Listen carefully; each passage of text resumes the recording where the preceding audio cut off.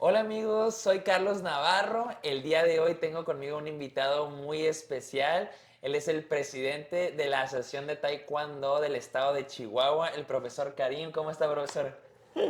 Mucho gusto, muy a gusto, muy contento de estar aquí, contentos de tenerte en esta tu ciudad, Carlos, en Ciudad Juárez, y pues nervioso con tantas preguntas que dices que tienes, picosas, así que No, pues claro, vamos a ver, y no, pues agradecido por la invitación, claro. hemos estado viendo, ya los episodios que llevas de tu programa, felicitarte, aparte de muy divertido y entretenido, lo comentaba con tu papá, muy bien producido, se ve muy padre, muy profesional, así que pues, aparte de disfrutarlo, admiramos el trabajo que están haciendo. No, claro que sí, profe. Y ese es solo el inicio. Denos unos años, denos un añito, 2 añitos y van a ver. Pero no, le agradecemos mucho que se haya tomado el tiempo de su día para venir a platicar con nosotros, ¿no? Su historia también, porque pues obviamente todos tenemos nuestra historia, atletas, entrenadores, directivos, presidentes de asociación.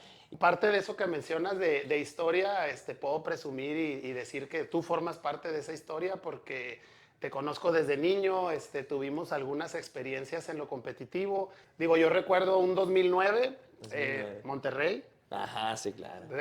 Tengo mala memoria para todo, menos para las competencias y las fechas y los atletas. Un Carlos Navarro, juvenil, menos 45 kilogramos, noviembre 2009, Monterrey, y también ganaste.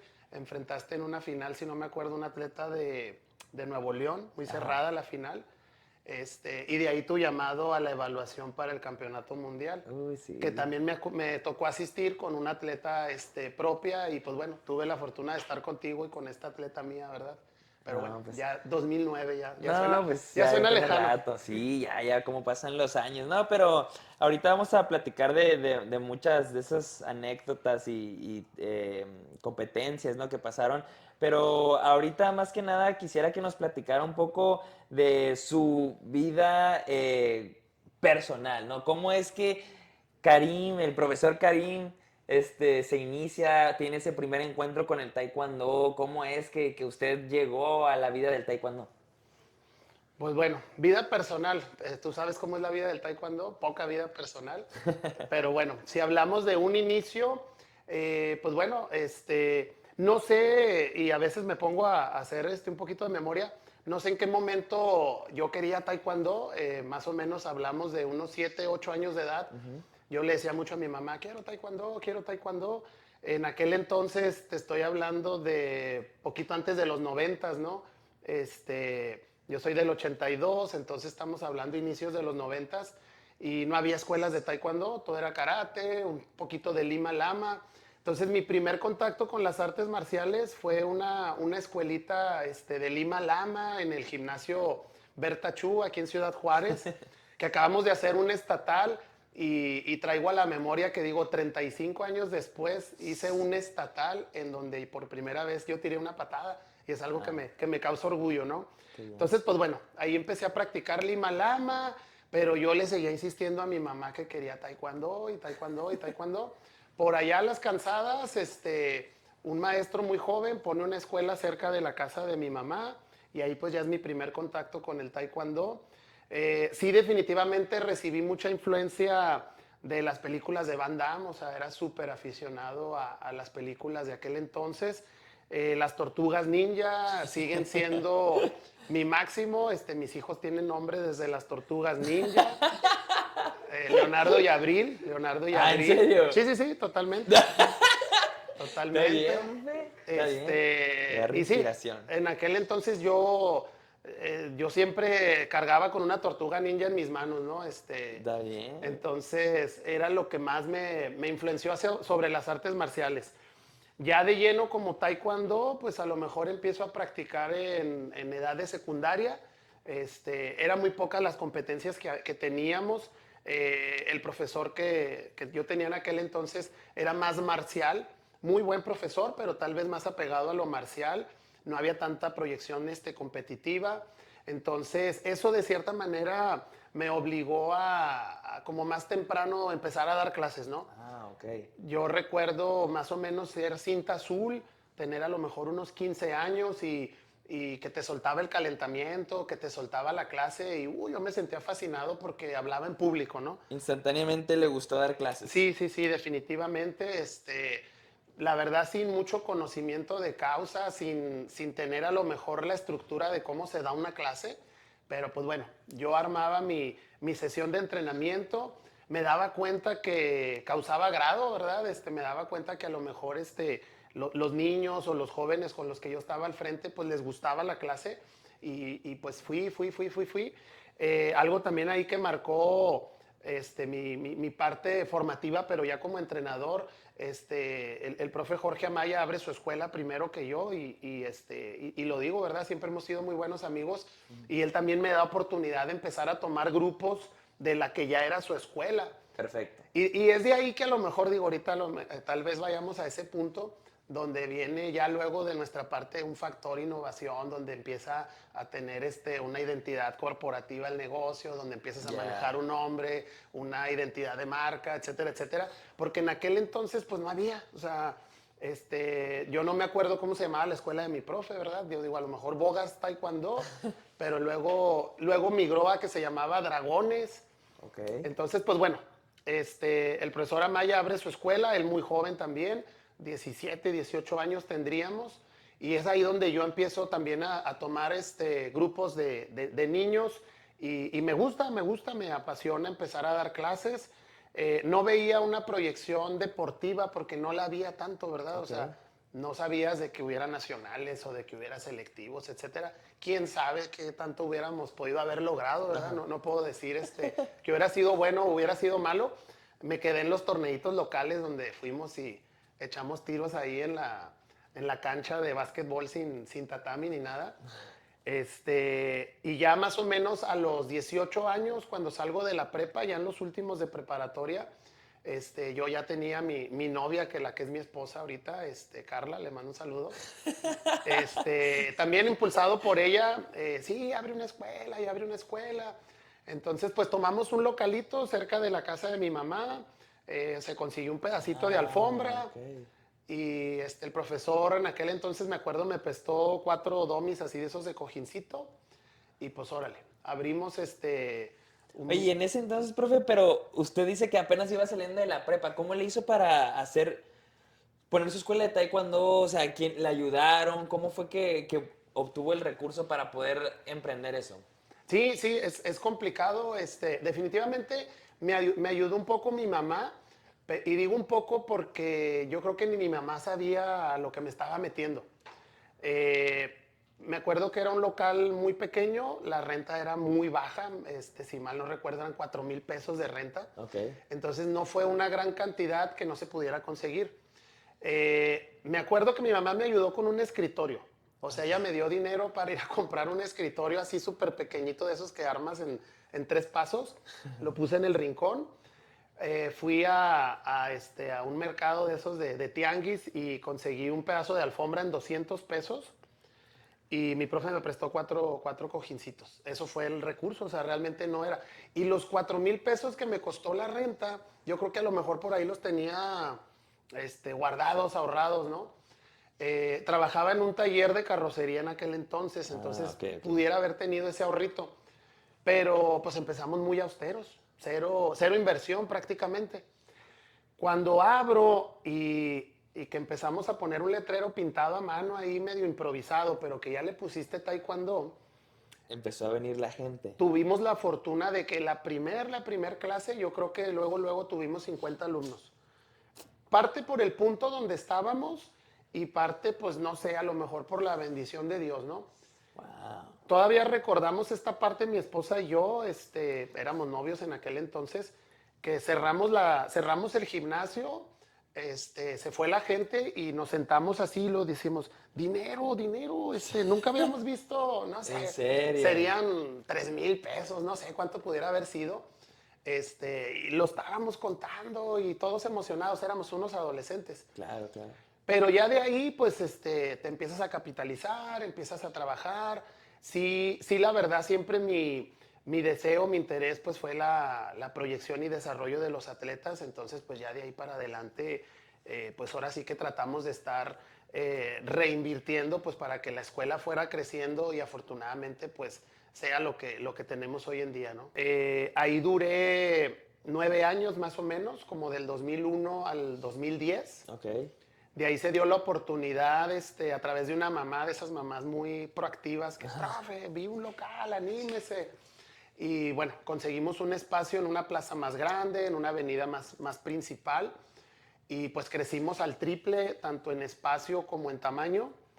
Y ahí duré otros 9 años más o Esa menos. escuela creo que me tocó visitarla, ¿no? Sí, sí, sí, definitivo. Ahí fuiste Sí, recuerdo. al que ya en ese entonces, cuando te tocó ir, ya era Karim Taekwondo como tal, ¿verdad? Porque Con el branding y toda la cosa. exactamente, exactamente, ya un poquito con la identidad de la marca, ¿no? Claro, y para los que no saben, obviamente todos saben, ¿no? Pero el profesor Karim tiene una de las escuelas más grandes y más reconocidas a nivel nacional. Pues qué padre que haya crecido tanto y qué padre saber que desde chavo, ¿no? Desde los 17, 18 que emprendió esto y ahora que pues se les ha reconocido pues de esa manera, pues está muy padre. ¿Y cuál es su sentir de eso? Pues obviamente pues, nos da gusto mirar hacia atrás y ver el camino recorrido. También agradezco pues a lo mejor el reconocimiento de otros maestros. Parte de eso es un poquito la responsabilidad de a veces tratar de compartir un poco de la experiencia, ¿no? He tenido la fortuna de poder estar en las capacitaciones de la Federación Mexicana, en el COSET, y exponer sobre este tema. Mi formación académica, yo estudié ciencias de la comunicación, entonces, pues comparto un poquito de eso, ¿no? La parte del marketing, la parte de la publicidad, la parte de la identidad de la marca, el branding, como dices tú. Y ahorita, pues muy apegado a las redes sociales, Claro. porque pues las redes sociales es un todo, ¿no? Es un todo, es un escaparate, es un medio donde si no estás presente, pues prácticamente no existes y hay que aprovecharlas. Claro. Entonces comparto un poquito eso, esa parte, porque a veces hay profesores que me dicen, ¿cómo le haces para tener alumnos? Es que yo no tengo gente, esto, lo otro, no me sale para los gastos. Pues simplemente es porque no quieres y no porque no puedas. ¿Por qué? Porque te puedes armar de estrategias. Claro. Estrategias hay muchas, contenido hay mucho, desde contenido informativo, contenido cómico, contenido ilustrativo, no sé. Ahorita hay mucho que puedes hacer para posicionarte en las redes. Nosotros actualmente pues le invertimos mucho tiempo al TikTok, por ejemplo, pero nos da gusto que llega una mamá y te dice, traigo a mi hijo aquí porque los vio en el TikTok. Qué Y padre. sí, y te da gusto, ¿no? Y te da gusto. O haces fogueo. Ayer tuvimos un fogueo y vienen niños de otras escuelas y se deslumbran con la imagen del gimnasio porque te vieron en el TikTok. Claro. Entonces, pues es parte de ese posicionamiento, ¿verdad? No, al final de cuentas no es por fama, sino por un posicionamiento de marca. Ya que usted empieza a tener ya su escuela de taekwondo y todo, ¿cómo es que usted empieza a decir, a ver, yo quiero que mis atletas sean referentes, que ganen estatales, que vayan a nacionales, que llegaran a una selección nacional? ¿Cómo es todo ese proceso que usted vivió? Pues yo tengo y vaya que hasta voy a psicólogo. Tengo un mal que me gusta destacarme, me gusta figurar. En el buen sentido, ¿no? Porque también luego se puede caer en la arrogancia, ¿no? Entonces, desde muy tiempo atrás, cuando yo empiezo con mi escuela y que existen ya entrenadores con reconocimiento, con atletas destacados, pues me acuerdo que yo entro muy empíricamente y me costaba mucho trabajo alcanzar esos niveles, ¿no? Es ahí donde ya te pones a estudiar un poquito la parte deportiva, la metodología, etcétera, porque si bien pues está mi formación académica, pues también lo deportivo demanda preparación, ¿verdad? No vas a poder tener un atleta destacado nada más por tenerlo echando patadas. Entonces, pues bueno, empiezo a adquirir ese conocimiento de lo metodológico en cuanto a la clase y también la parte de la experiencia, ¿no? Siempre me marqué la pauta de, o sea, quiero destacarme y a partir de ahí pues es trabajar, trabajar, trabajar, trabajar. Ya mis primeros años donde yo empiezo a participar en selectivos, pues bueno, un 2005 que voy a mi primera Olimpiada Nacional, me toca hacer la escuela que más atletas lleva. Ok. Después, un 2007 ya me toca mi primer medalla de Olimpiada Nacional y yo me sentía realizado porque era mi primer medalla, Qué pero padre. también en aquel entonces las medallas para Chihuahua eran súper escasas porque eran tiempos Sí, sí, sí. de mucha austeridad, de poco permitirnos el trabajo, ¿no? En aquel Sí. entonces, pues era un Sergio Burrola Sergio Burrola. y esta Yo me acuerdo atleta de Sergio.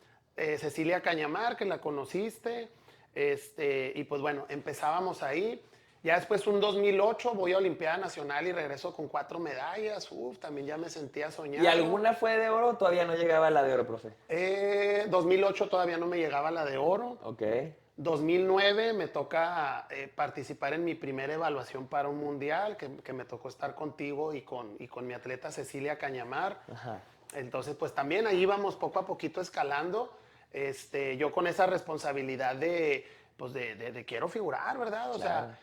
y me acuerdo y siempre platico esta historia, llegar a una junta previa de un evento nacional y que están nombrando a los estados, pues Ciudad de México, Estado de México, ta, ta, ta, ta, ta, ta.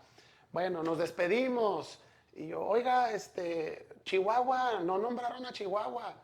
Chihuahua, vino Chihuahua. Ok, Y Chihuahua, ándele pues. totalmente opuesto a lo de hoy en día, ¿no? Gracias a Dios, totalmente Sí, sí, opuesto. sí. Ahorita, pues Chihuahua, Es el, sí, afortunadamente, claro. suena por todos lados y es ejemplo a seguir en muchas cosas. Pero en aquel entonces, pues ni siquiera sabían que existíamos.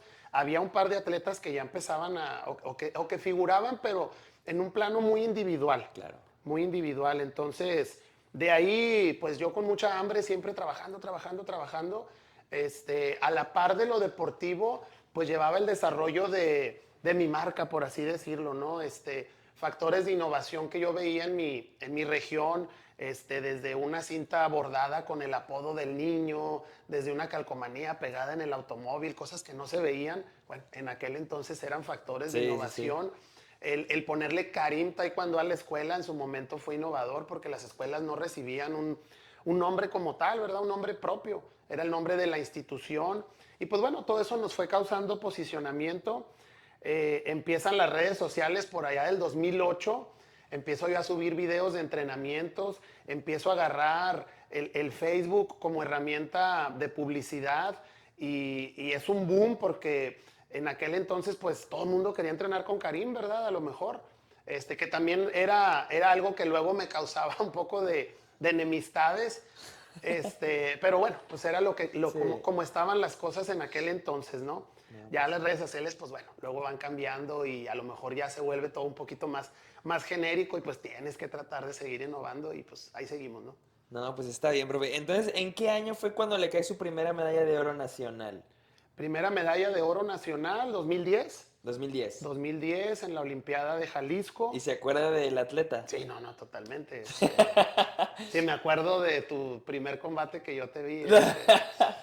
No, está bien, profe. Oye, y luego, y viene lo que yo creo que para usted, su atleta más destacada de todos los tiempos, ¿no? Que también me tocó la oportunidad de compartir con ella estando en selección, que es el proceso de Laura Ovalle, ¿no? Mi primer medalla de oro fue Laura, efectivamente. Ok. En la Olimpiada de Jalisco gano 2 medallas de oro, gana Laura y gana Daviana Márquez, que ambas son mis alumnas, y las dos ganan el mismo día y casi al mismo tiempo. Ok. Entonces gana primero Daviana el oro y wow, y yo les decía a mis alumnos, el día que alguien gane un oro en una Olimpiada voy a aventar la silla. Y pues bueno, gana Daviana y en eso empieza el combate de Laurita en el área de enseguida y ándale que también ella gana oro. Entonces, pues bueno, fue una experiencia muy mágica en aquel Qué entonces padre. que las dos ganaron oro el mismo día y fue mi primer oro nacional, ¿no? De ahí viene una situación muy triste donde se les convocó a esos oros a concentrarse en el CENAR y el presidente de asociación de aquel entonces no nos dejó ir. Entonces es de las cosas que van marcando ahí un A ambas. poquito, ajá, a ambas. O sea, no nos avisó, yo me enteré por otro entrenador. Obviamente en aquel entonces no existía tanto la información No. como ahorita que Sí, circula claro. rapidísimo. Y yo me entero casi cuando empiezas a darte cuenta que otros atletas empiezan a concentrar. Sí, sí. Oiga, ¿y por nosotros por qué no? No, pues es que nosotros no vamos a ir y que esto y que el otro. Y así como hablaba él. Y nos causó mucha tristeza Sí, porque ellas se habían ganado su lugar al ser oros en Olimpiada, ¿no? claro. Y esto lo comento porque son de las cosas que a mí me fueron marcando para decir un día, yo quiero ser presidente de mi asociación porque no se vale esto, ¿verdad? Ajá. Después del proceso de Laurita, vamos a una Olimpiada ya hasta el 2013, esto fue en 2010, Laurita era una infantilita, Sí, menos sí. 30 kilos, y vamos a la Olimpiada de 2013, En Aguascalientes. a Aguascalientes, con uniformes rosas Con que el nos dieron rosa. en aquel entonces. Y bueno, me gana oro Mirka Díaz. También era una cadetita menos 33, buenísima, súper habilidosa. En ese entonces ya había selección de cadetes, profe. Era la primera selección de Iba a ser la cadetes. primera selección. Era. Ok, ok, ok. Por eso digo. Los que ganaran en esa Olimpiada iban a conformar la selección de cadetes para el primer Panamericano de cadetes en Ah, Querétaro, iba a ok. ser ese Panamericano. Entonces, Mirka me Correcto. gana oro y Laura había tenido una Olimpiada donde todas las peleas se las habían parado. Y en la final le toca a una muchacha de Michoacán, muy cerrada la pelea, y está esa historia que hasta la fecha le hago bullying.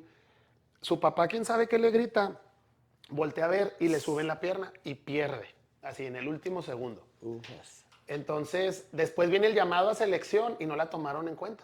Porque quedó en segundo. Quedó en segundo. Y a la chavita Mirka de cadetes sí la tomaron en cuenta. A Mirka sí la tomaron en cuenta, se concentra en el cenar. Desgraciadamente rompe concentración, estaba muy pequeña, Sí, sí, tenía 12 recuerdo. años. A vísperas de irse a Querétaro al Panamericano, ella decide ya regresarse a su casa, ya no aguantaba, extrañaba a su mamá. Y pues bueno, No, estaba chiquita, ¿no? sí, estaba muy chiquita, o sea, prácticamente era la más pequeña de la selección. En aquel momento, pues, ay, me dolió porque no alcanzó a hacer el Panamericano. Y me dolió mucho la parte donde Laura no fue llamada, ¿verdad? Sí. Viene el Junior del 2013, ese Junior en Veracruz que se acabó a las Veracruz. 7 de la mañana. Claro. Y Laura gana oro ahí. Y se fue directo a esa gira que hicieron en Europa. Y ella se fue a Corea con nosotros ese Sí, diciembre, sí, sí, ¿verdad? sí. Ese Sí. diciembre se fue a Corea. Sí, recuerdo. Cumplió sus 15 años en el Abierto de Suecia. Y apunta para el mundial, ¿no? Y para usted, cuando todo esto está pasando, ¿usted qué está pasando por su cabeza? ¿Qué pensaba usted? No, la verdad, era una emoción muy grande, pero también lo llevábamos a un contexto de tranquilidad. Ok, ¿Por qué? Porque sabes que el atleta está expuesto a lesiones, está expuesto claro, a situaciones psicológicas. La parte donde aquella atleta Mirka rompe concentración y no hace el Panamericano, nos sirvió, a mí como entrenador, me sirvió muchísimo de experiencia. ok, Porque a final de cuentas como entrenador se te va un atleta al cenar y te sientes soñado y lo sí, divulgas y sí, lo cacareas, pero a ver, tienes que hacerte responsable, es estarle hablando, es estarlo escuchando, qué necesitas, cómo te sientes. claro, claro. Entonces esa parte me sirvió mucho para a lo mejor atender un poquito más a Laura y Laura aguantó muy bien, pero siempre con cautela. Y se acopló muy bien. Sí, sí, sí, Laura era una niña 100% de casa. Cuando se va, pues no sabía ni peinarse y su mamá comenta esa parte, ¿verdad? Porque tenía 14 años, pero 100% de casa, nunca había salido sola y pues tuvo que aprender todo, Claro. ¿verdad? Pero se portó muy madura hasta la fecha. Y cerró su participación o su ciclo en aquel entonces en el Campeonato Mundial, rozando la medalla de bronce, Sí, recuerdo. Que se quedó ahí en cuartos de final, ¿no? con Con Corea. Corea. Sí, es Oye, ¿y correcto. usted hizo el viaje Sí, para China, Taipei, ¿no? sí, sí, sí, es correcto. Estuvimos en China, ¿Y qué Taipei. tal se le hizo toda la experiencia? No, fue padrísimo, fue un sueño. Y ya el ver salir a tu atleta, que lo tienes desde casi bebé, o sea, porque Laura está conmigo desde sus 5 añitos, verla con la bandera de México y que sale a hacer combate. Con el uniforme. Sí, no, fue algo mágico, fue una experiencia muy bonita, verla cómo se impuso, hizo 2 combates, le ganó a Ucrania, le ganó ay, no recuerdo el otro país, y pues bueno, perdió con Corea en una pelea pues que estuvo cerrada y pues bueno, muy, muy contentos con esa experiencia. Después hubo más experiencias con Laura y con más atletas, porque a final de cuentas como que ella abrió el camino. De ahí regresas con más hambre, con más ganas de trabajar y pues empiezan a salir nuevos talentos. De ahí surge el concepto este de las carichicas, porque se empieza a formar una Un escuela grupo de niñas Sí, claro. muy Sí, claro. destacadas, que iban a los eventos y imponían, ganaban, todas se metían a medallas. Y tan así que pues ahorita Chihuahua, en lo que es la categoría femenil, es fuertísimo. O sea, vas a un nacional y yo creo que el 80% de las niñas se meten a medallas en lo que son femeniles. Dentro de su propia escuela, cómo lo asimilan tanto usted como los padres de familia que vienen, como los otros atletas, ¿cómo es que le hacen? Cada atleta cada niño, cada pequeñito que se suma a una fila de la escuela, pues a lo mejor lo ves con esa proyección, ¿verdad? Sí, Y yo como entrenador puedo a lo mejor jactarme de decir, tengo buen ojo clínico en el sentido de que yo veo un atleta y independientemente de sus cualidades físicas, que si está altote, que si está largote, pero lo detectas y dices, en 2 años ok, te puede dar un bronce, pero luego en 4 años te puede dar un oro. Entonces, más o menos con esa proyección que a final de cuentas Laura trazó, pues ya lo vas desarrollando con otros claro. atletas. Ahorita tengo un atleta que se llama Gael Marentes, es cadete, está de mi estatura, tú lo ves y parece que tiene ¿En 17 serio? años. Él cuando empezó, su mamá pues siempre le ha querido invertir mucho y lo comento porque es un ejemplo, a final de cuentas. Claro. Su mamá siempre le ha querido invertir mucho y llegaba un momento que no ganaba y se desesperaba y cuándo y cuándo.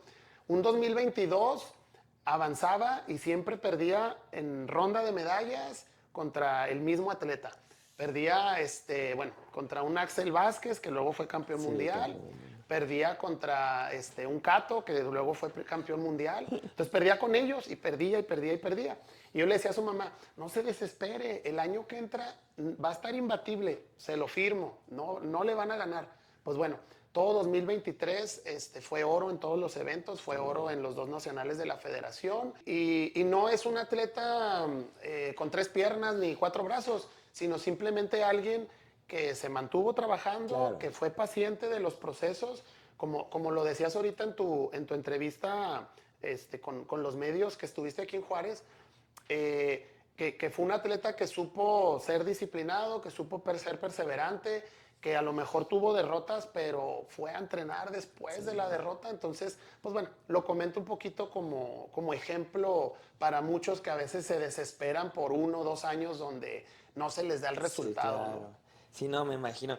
Y hablando de ese tema, profe, ¿qué es lo que hace a algún atleta fuera de lo normal? Como un atleta que usted diga, bueno, estas cualidades son las que hay que buscar, estas cualidades son las que yo he visto, cualquier experiencia en cuanto a eso, profe. Pues yo creo que la mejor cualidad, y vaya la típica frase que a veces sube uno motivacional, ¿no? Que tu mayor talento sea tu disciplina. Va. Yo creo que eso, ¿no? Si bien como entrenador siempre quisiéramos que llegara ese atleta súper alto, súper rápido y que Claro. apenas le dices tira y ya está tirando a la cabeza, este, la realidad es que lo que marca la pauta pues es la dedicación, la Claro. dedicación. Entonces, el atleta perfecto no existe, pero sí puede existir alguien disciplinado, alguien dedicado y es lo que a final de cuentas pues termina por hacerte sobresalir. Pero ¿cómo es que hace esa transición ahora a ser presidente de la Asociación del Taekwondo de Chihuahua? ¿Cómo es eso? ¿Cómo se vive el día a día? Yo pensé que ibas a decir esa transición a ser TikToker. No, no. Esa transición es interesante esa pregunta porque no es algo que tal vez busqué, pero que el mismo trabajo y resultados deportivos te fueron llevando a. Y que a su vez, muy sinceramente, sin buscarlo, sí lo tomé como responsabilidad. ¿Por qué? Porque se viene un 2008 donde hay una Olimpiada Nacional en Ciudad Juárez y esa fue la gota que derramó el vaso, la bomba que estalló. ¿En qué sentido? En que viene la federación y se da cuenta y se pone el foco rojo sobre todo lo que pasaba en Chihuahua. En Chihuahua, ¿qué pasaba? Pues era un estado que no nos dejaban participar, un estado que no teníamos derecho a hacer torneos, que no teníamos derecho a juntarnos, que era muy nula el desarrollo de los negocios, porque era muy poco lo que se te permitía ganar como negocio, todo se iba hacia las arcas de un solo lado. Entonces, Federación empieza a poner atención en eso y manda una comisión reorganizadora al presidente de aquel entonces. Entonces los profesores nos empezamos a organizar, pues porque sí queríamos un cambio. Esos resultados deportivos a lo mejor son los que hace que un presidente de federación diga, oye, pues a lo mejor este chavo sería buen prospecto a presidente, ¿no? Y yo a lo mejor decía, no, yo no quiero, o sea, porque a mí me gusta la cancha, a mí me gusta las palchas, los domis, ¿no? Yo no quiero estar en una mesa, yo no quiero andar viajando a reuniones. Pero, pues bueno, llegó un momento donde yo pensé y dije, bueno, si quiero que haya un cambio, a lo mejor yo tengo que ser cambio. ese cambio. Hay un par de cosas que a mí me marcaron mucho en lo personal, como, no sé si tú recuerdas, yo siempre platico esta historia. Cuando tú te ibas a evaluar en 2009 para el Mundial, aquel presidente no te quería dejar participar. Sí, claro. Estabas tú sentado, estaba mi alumna sentada y él nos topa y me dice a mí, ¿qué hacen aquí?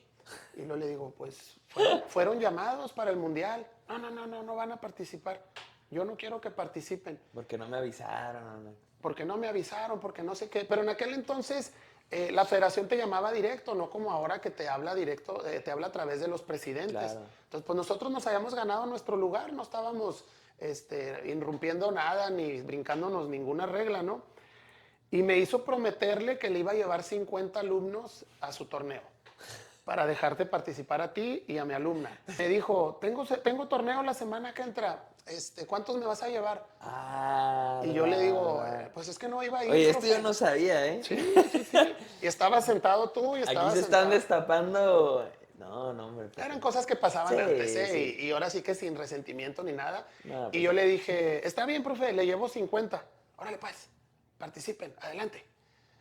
Y esa fue una cosa que a mí me marcó mucho, porque yo pudiera pasarla de largo y decir, pues X, ¿no? O sea, ya. Una de tantas cosas políticas. Pero no, a mí me marcó mucho y dije, esto no puede estar pasando. Sí. O sea, dije, sí, cierto, ¿hasta cuándo va a venir un cambio? Y fue cuando yo dije, no, o sea, voy a tomar esto, el sartén por el mango, y vamos para adelante, y profesores, hay que hacer esto, profesores, vamos a juntarnos. Recibimos mucho respaldo de la federación, sin pedir nada a cambio, sin nada político de por medio, sino simplemente decir, Chihuahua es grande y Chihuahua necesita despertar. 2018. 2018, diciembre, 28 de diciembre, me acuerdo, porque fue cumpleaños de mi mamá. Se hace la asamblea y se forma esta nueva asociación. Qué bien. En aquel entonces, 13 escuelas existían en Chihuahua debidamente afiliadas. Ahorita tenemos más de 60. Uf. Entonces, ha sido un crecimiento exponencial.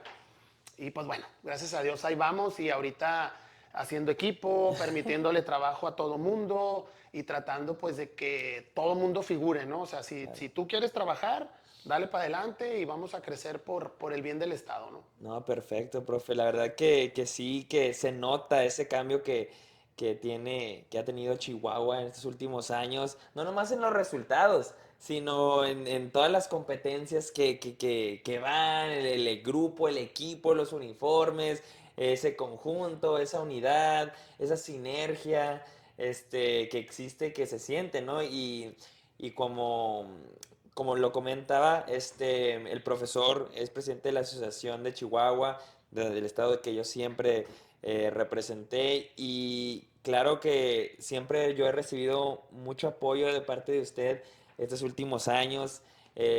Ahí obviamente con problema, pero siempre lo resolvemos, ¿no? Y aquí el profesor Karim, la verdad que siempre me ha apoyado en mi carrera deportiva también, estos últimos años, más que nada, que es cuando eh, es presidente de la Asociación de Chihuahua, profe.